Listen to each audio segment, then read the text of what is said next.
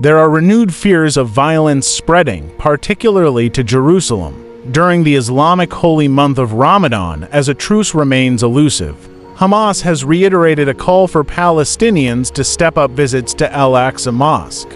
Israel has accused Hamas of striving to ignite the region during Ramadan, which is due to begin in the next few days. The third holiest shrine in Islam is a place of worship for local Muslims, but the site, also the holiest place in Judaism, known as Temple Mount, is often a flashpoint during flare-ups in the Israel-Palestinian conflict. Ramadan is due to begin on the 10th or the 11th of March depending on sighting of the new moon. This week, the courtyards of Al-Aqsa were calm as I visited, but Palestinian worshippers' minds were on the war.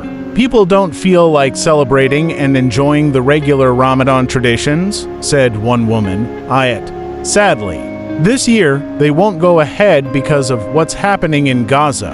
Hopes that a 40-day ceasefire could take effect by the start of Ramadan have faded, although Egyptian sources say mediators will again meet a Hamas delegation on Sunday to try to reach an agreement with Israel.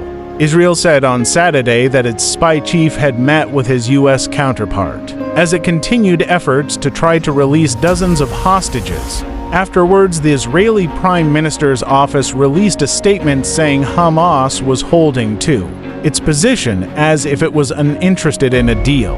A framework plan being discussed would see some of the Israeli hostages snatched by Hamas in its deadly the 7th of October attacks released in exchange for Palestinian prisoners and an increase in aid, amid UN warnings of famine. This Ramadan will be difficult.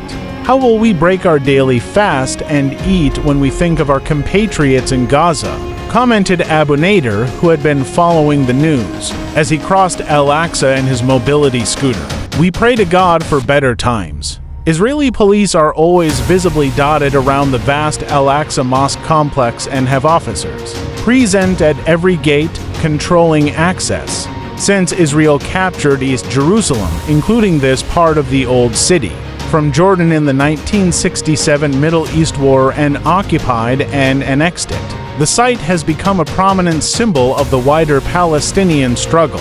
In 2000, the visit of then Israeli opposition leader Ariel Sharon to the sacred hilltop was seen as a key trigger for the Second Palestinian Uprising, which Palestinians refer to as the Al-Aqsa Intifada. There are often clashes here between Israeli security forces and Palestinian worshippers, particularly during Ramadan. Tensions also run high whenever there are Israeli nationalist marches in the Old City, and in response to calls from Israel's far right to change the long-established, highly sensitive religious stat. U.S. quo rules at the site, which permit Jewish visitors but not Jewish prayer. In May 2021, heightened tensions in Jerusalem erupted in violence at Al-Aqsa. Hamas then fired rockets,